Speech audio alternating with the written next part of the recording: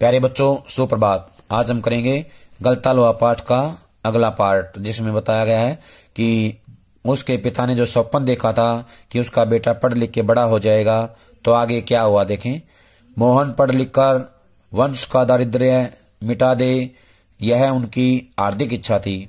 उसके पिता को अब उम्मीदें हो गई थी कि मोहन गरीबी को मिटाएगा, लेकिन इच्छा होने भर से ही सब कुछ नहीं हो पाता, यानी सब कुछ संभव नहीं हो जाता। आगे की पढ़ाई के लिए जो स्कूल था वह गांव से 4 मील दूर था। प्रश्न आएगा कि मोहन आगे की पढ़ाई के लिए कितनी दूर जाना पड़ता था या कितनी दूर से जाना चाहिए था, तो वो था 4 मील। 4 मील से पहले उसके पास कोई पढ़ाई के लिए स्कूल नहीं था। 4 मील तो जाना ही पड़ेगा। 2 मील की चढ़ाई के अलावा बरसात के मौसम में रास्ते में पड़ने वाली नदी की समस्या अलग थी। तो भिवंशीधर ने हिम्मत नहीं हारी और लड़के का नाम स्कूल में लिखा दिया। बालक मोहन लंबा रास्ता तय कर स्कूल जाता और छुट्टी के बाद थका मांदा घर लौटता तो पिता पुराणों की कथाओं से विद्यावेशनी बालकों का उदाहरण देकर उसे उत्साहित करने की कोशिश करता, यानी कि जो बच्चे पढ़ते हैं, मेहनत करते हैं, उनके बारे में बताता। वर्षा के दिनों में नदी पार करने की कठिनाई को देखते हुए वंशीधर ने नदी पार के गांव में एक यजमान के घर पर मोहन का डेरा तय कर दिया था। घर के अन्य बच्चों की तरह मोहन खा पी कर स्कूल जाता और छुट्टियों में नदी उतार पर होने पर गांव लौट आता था, यानी कि नदी में जब पानी कम होता तो जो है घर पे लौट आता था। संयोग की बात, एक बार छुट्टी के पहले दिन जब नदी का पानी उतार पर ही था और मोहन कुछ घसियारों तक घास काटने वाले घसियारों के साथ नदी पार कर घर आ रहा था, तो पहाड़ी के दूसरी ओर भारी वर्षा होने के कारण अचानक नदी का पानी बढ़ गया। पहले नदी की धारा में झाड़ जखाड़ और पात पतेल आने शुरू हो गए, तो अनुभवी घसियारों ने तेजी से पानी को काट कर आगे बढ़ने की कोशिश की, लेकिन किनारे पहुंचते मटमैले पानी का रेला उन तक आ ही पहुंचा। वे लोग किसी प्रकार सकुशल इस पार पहुंचने में सफल हो सके। इस घटना के बाद वंशीधर घबरा गए और बच्चे के भविष्य को लेकर चिंतित रहने लगे। बिरादरी के एक संपन्न परिवार का युवक रमेश उन दिनों लखनऊ से छुट्टियों में गांव आया हुआ था। बातों बातों में वंशीधर ने मोहन की पढ़ाई के संबंध में उससे सुझाव दिया कि वे मोहन को उसके साथ ही लखनऊ भेज दें। घर में वहां 4 प्राणी हैं, एक और बढ़ जाने में कोई अंतर नहीं पड़ता, बल्कि बड़े शहर में रहकर वह अच्छी तरह पढ़ लिख सकेगा। यानी कि मोहन अब जो है उस यजमान के साथ लखनऊ आ जाता है जिसका नाम रमेश है। वंशीधर को जैसे रमेश के रूप में साक्षात भगवान मिल गए हों। उनकी आंखों में पानी छलछलाने लगा। भरे गले से वे केवल इतना ही कह पाए कि बिरादरी का यही सहारा होता है, यानी अपनी बिरादरी यानी कि जाति के लोगों का आपस में यही जो है सहारा होता है, अवलंब होता है। छुट्टियां शेष होने पर रमेश वापस लौटा तो माँ बाप और अपनी गांव की दुनिया से बिछुड़कर सहमा डरा सा मोहन भी उसके साथ लखनऊ आ पहुंचा। अब मोहन की जिंदगी का एक नया अध्याय शुरू हुआ। घर की दोनों महिलाओं जिन्हें वह चाची और भाभी कहकर पुकारता था का हाथ बटाने के अलावा धीरे धीरे वह मोहल्ले की सभी चाचियों और भाभियों के लिए कामकाज में हाथ बटाने का साधन बन गया। कहने का आशय है कि मोहन रमेश के घर पहुंचकर केवल पढ़ाई ही नहीं करता, बल्कि घर की महिलाओं, उनकी चाची और भाभियों के काम में हाथ बटाता था। इसके अलावा वह मोहल्ले की चाचियों और भाभियों के काम में भी हाथ बटाने का साधन हो गया था। मोहन थोड़ा दही तो ला दे बाजार से, मोहन ये कपड़े धोबी को दे तो आ। मोहन 1 किलो आलू तो ला दे। औसत दफ्तरी बड़े बाबू की हैसियत वाले रमेश के लिए मोहन को अपना भाई बिरादर बतलाना अपने सम्मान के विरुद्ध जान पड़ता था और उसे घरेलू नौकर से अधिक हैसियत वह नहीं देता था। इस बात को मोहन भी समझने लगा था। थोड़ी बहुत हिला हवाली करने के बाद रमेश ने निकट के ही एक साधारण से स्कूल में उसका नाम लिखवा दिया। लेकिन एकदम नए वातावरण और रात दिन के काम के बोझ के कारण गांव का वह मेधावी छात्र, मेधावी होता है होशियार छात्र, शहर के स्कूली जीवन में अपनी कोई पहचान नहीं बना पाया। उसका जीवन एक बंधी बंधाई लीक पर चलता रहा।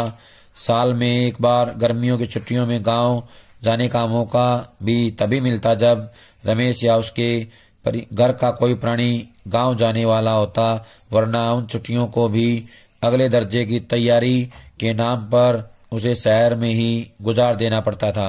अगले दर्जे की तैयारी तो बहाना भर थी। सवाल रमेश और उसकी गृहस्थी की सुविधा असुविधा का था। मोहन ने परिस्थितियों से समझौता कर लिया था क्योंकि और कोई चारा भी नहीं था। घर वालों को अपनी वास्तविक स्थिति बतलाकर वह दुखी नहीं करना चाहता था। वंशीधर उसके सुनहरे भविष्य के सपने देख रहे थे। 8वीं कक्षा की पढ़ाई समाप्त कर छुट्टियों में मोहन गांव आया हुआ था। जब वह लौटकर लखनऊ पहुंचा तो उसने अनुभव किया कि रमेश के परिवार के सभी लोग जैसे उसकी आगे की पढ़ाई के पक्ष में नहीं हैं। बात घूम फिर कर जिस ओर से उठती वह इसी मुद्दे पर जरूर खत्म हो जाती कि हजारों लाखों BA MA मारे बेकार फिर रहे हैं। ऐसी पढ़ाई से अच्छा तो आदमी कोई हाथ का काम सीख ले। रमेश ने अपने किसी परिचित के प्रभाव से उसे एक तकनीकी स्कूल में भर्ती करा दिया, यानी कि टेक्निकल या ITI में भर्ती करवा दिया। मोहन की दिनचर्या में कोई विशेष अंतर नहीं आया। वह पहले की तरह स्कूल और घरेलू कामकाज में व्यस्त रहता। धीरे धीरे 1.5-2 वर्ष का यह समय भी बीत गया और मोहन अपने पैरों पर खड़ा होने के लिए कारखानों और फैक्ट्रियों के चक्कर लगाने लगा। वंशीधर से जब भी कोई मोहन के विषय में पूछता तो वे उत्साह के साथ उसकी पढ़ाई के बाबत बताने लगते और मन ही मन उनको विश्वास था कि वह एक दिन बड़ा अफसर बनकर लौटेगा। लेकिन जब उन्हें वास्तविकता का ज्ञान हुआ तो न सिर्फ गहरा दुख हुआ बल्कि वे लोगों को अपने सौपन भंग की जानकारी देने का साहस भी नहीं जुटा पाए। धनराम ने भी एक दिन उनसे मोहन के बारे में पूछा था। घास का एक तिनका तोड़कर दांत खोदते हुए उन्होंने बताया था कि उसकी सेक्रेटेरिएट में नियुक्ति हो गई है वह और शीघ्र ही विभागीय परीक्षाएं देकर वह बड़े पद पर पहुंच जाएगा। धनराम को त्रिलोक सिंह मास्टर की भविष्यवाणी पर पूरा यकीन था। ऐसा होना ही था, उसने सोचा। दांतों के बीच में तिनका दबाकर असत्य भाषण का दोष न लगने का संतोष लेकर वंशीधर आगे बढ़ गए थे। धनराम के शब्द मोहन लल्ला बचपन से ही बड़े बुद्धिमान थे। उन्हें बहुत देर तक कचोटते रहे। त्रिलोक सिंह मास्टर की बातों के साथ साथ बचपन से लेकर अब तक के जीवन के कई प्रसंगों पर मोहन और धनराम बातें करते रहे। धनराम ने मोहन के हंसुए के फाल को बेंच से निकालकर भट्टी में तपाया और मन लगाकर उसकी धार गढ़ दी। कहने का से कि धनराम भी अपने काम में पूरा कुशल हो गया था, निपुण हो गया था, तो उसने भी उसके हंसुए अच्छे से तैयार कर दिया। गर्म लोहे को हवा में ठंडा होने में काफी समय लग गया था।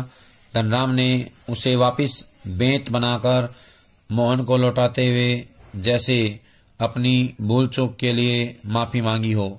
बेचारे पंडित जी को तो फुर्सत नहीं रहती, लेकिन किसी के हाथ भिजवा देते तो मैं तत्काल बना देता। मोहन ने उत्तर में कुछ नहीं कहा, लेकिन हंसुए को हाथ में लेकर वह फिर वहीं बैठा रहा जैसे उसे वापस जाने के लिए कोई जल्दी न रही हो।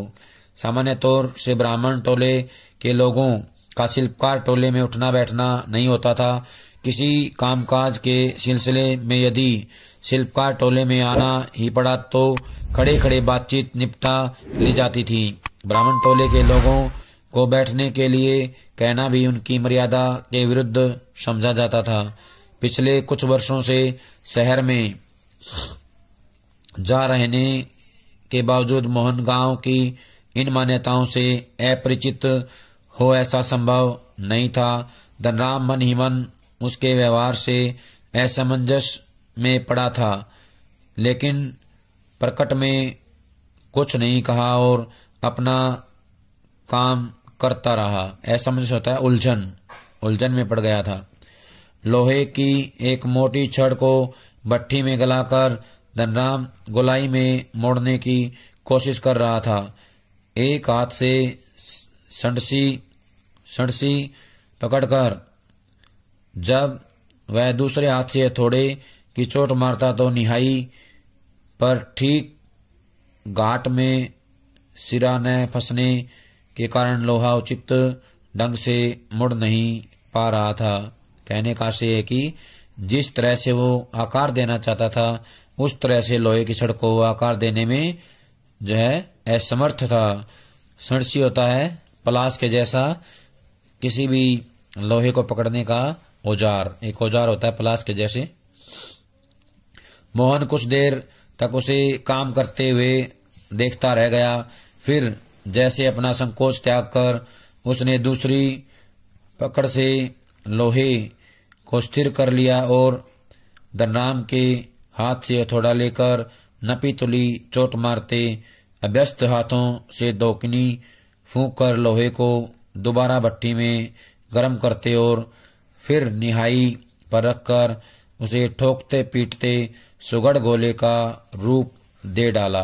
कहने का आशय है कि जब धनराम से ये काम नहीं हुआ तो मोहन ने जो है अपना संकोच त्याग दिया, संदेह त्याग दिया और उसने उस छड़ को ले लिया और उसे पकड़कर हथौड़े से चोट मारी। नपी तुली चोट मारते हुए उसे गर्म करके जो है एक गोलाकार रूप दे दिया, सुंदर सुगढ़ गोला बना दिया। मोहन का यह हस्तक्षेप इतनी फुर्ती और यानी शीघ्रता आकस्मिक ढंग से हुआ, यानी कि इतने शीघ्र और अचानक हुआ कि धनराम को चूक का मौका ही नहीं मिला। वह अवाक मोहन की ओर देखता रह गया। अवाक होता है बिना कुछ बोले, मोहन की ओर ही देखता रह गया। उसे मोहन की कारीगरी पर उतना आश्चर्य नहीं हुआ जितना पुरोहित खानदान के एक युवक का इस तरह के काम में उसकी भट्ठी पर बैठकर हाथ डालने पर हुआ था। वह शंकित दृष्टि से इधर उधर देखने लगा। शंकित होता है संदेहजनक। धनराम की संकोच, असमंजस और धर्म संकट की स्थिति से उदासीन मोहन संतुष्ट भाव से अपने लोहे के छल्ले की त्रुटिहीन गोलाई को जांच रहा था। त्रुटिहीन होता है बिना किसी गलती के। उसने धनराम की ओर अपनी कारीगरी की स्वीकृति पाने की मुद्रा से देखा। उसकी आंखों में एक सर्जक की चमक थी। सर्जक होता है एक बढ़िया जानकार निर्माता, एक अच्छे निर्माता की, अच्छे रचनाकार की जो चमक उसमें मिली, जिसमें न स्पर्धा थी न ही किसी प्रकार की हार जीत का भाव, यानी हार जीत की भावना भी इसमें नहीं थी, ना ही कोई प्रतियोगिता की भावना थी। एक अच्छे रचनाकार, अच्छे व्यक्ति की जो सोच है, समझ है, वो उसमें देखने को मिली। प्यारे बच्चों, ये था हमारा पाठ गलता लोहा। सभी इसको ध्यान से पढ़ेंगे, समझेंगे और इसके अभ्यास के प्रश्न उत्तर लिख करके सभी याद करेंगे। जब तक अगली वीडियो नहीं आती है तब तक ये सारा काम पूरा कर लें। सभी का बहुत बहुत धन्यवाद।